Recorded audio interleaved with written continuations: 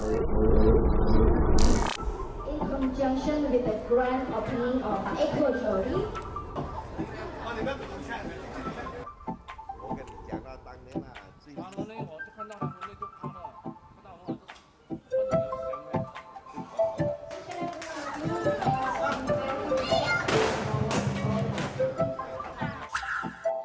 Can we give a big round of applause for Janice and Jackie first? Okay, for the grand opening, 把我们给我们的Janice 跟 Jackie must be very, very excited to know what it's all about. 看这个是我之前还没做的。 In 3, 2, 1.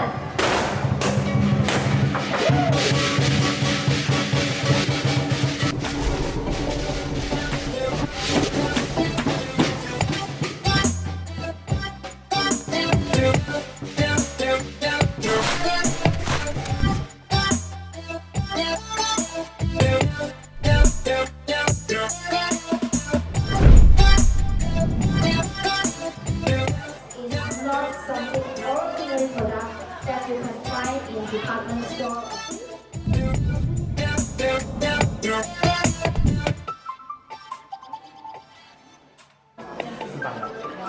我还有一架4把的那架。然后还有一个很大的电脑被啊，我以前那个，我这还有一架。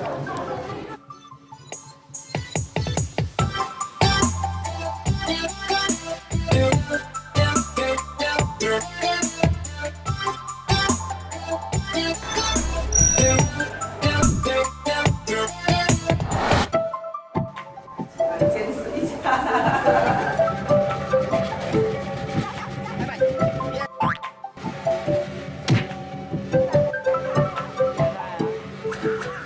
一樣去做經驗喎，即係有困難嘅，你自己會。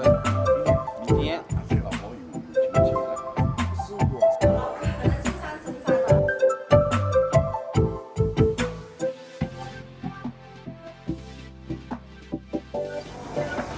So whoever got this, then you have to.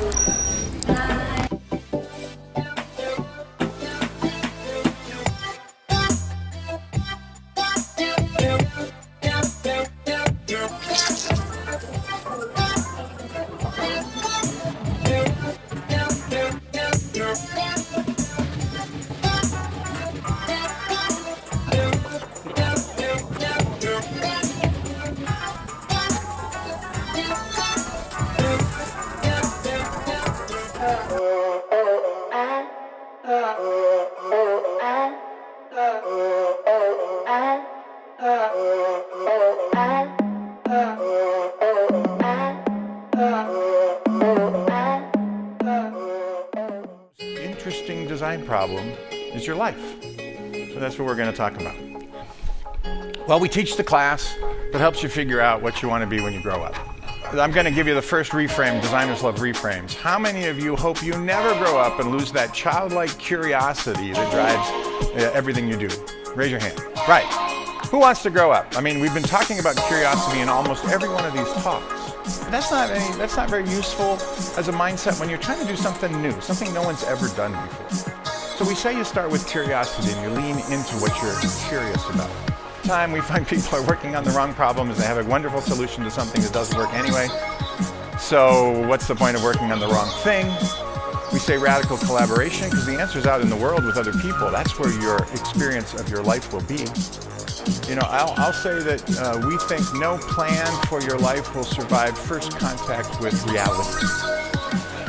Reality has a tendency to throw little things at us that we weren't expecting, sometimes good things, sometimes bad. So we say, just have a bias to action. Try stuff. What we notice is that people get stuck. People really get stuck and then they don't know what to do and they don't seem to have any tools for getting unstuck. And work on something that I've never done every day. And I get stuck and unstuck and stuck and unstuck all the time. That people have a bunch of beliefs which psychologists label dysfunctional beliefs, things they believe that are true that actually aren't true. And it holds them back. I'll give you 3. First one is, what's your passion? Tell me your passion and then I'll tell you what you need to do. Now, if you actually have one of these things, these passions, you knew at 2 you wanted to be a doctor, you knew at 7 you wanted to be a clown in Cirque du Soleil, and now you are one. That's in their lives. So we hate a methodology which says, okay, come to the front of the line, you have passion. Oh, you don't? Oh, I'm sorry. Go to the back when you have one. Come on back and we'll help you with that. For your design. The second one is, well, you should know by now, right? Don't you know where you're going? If you don't know, you're late. Now, what are you late for exactly? I'm not quite sure. But people have, there's a meta-narrative in the culture. When I was growing up, 25, you were supposed to have, maybe have a relationship, maybe have gotten married, starting to get the family together.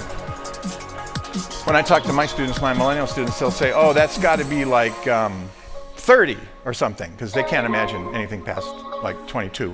But 30 is a long way out. Are staying in a lot more dynamic motion between about 22 and 35. And so this notion that you're late is really kind of, it's not only it's like, well, you should have figured this out by now. Dave and I don't should on anybody. In the book or in the class, we don't believe in should. We just think, all right, you are wherever you are. Let's start from where you are. You're not late for anything. But the one we really don't like is, are you being the best possible version of you? I mean, because you're not settling, are you, for something that's less than the best? Because this is Stanford, obviously we all would be the best. Well, this implies that one, there's a singular best, two, that it's a linear thing, and life is anything but linear. And three, there's this old, it kind of comes from this business notion. There's an old business saying, good is the enemy of better, better is the enemy of best. And you always want to do your best in business. But if there isn't one singular best, then our reframe is, the unattainable best is the enemy of all the available betters. Because there are many, many versions of you that you could play out, all of which would result in a well-designed life.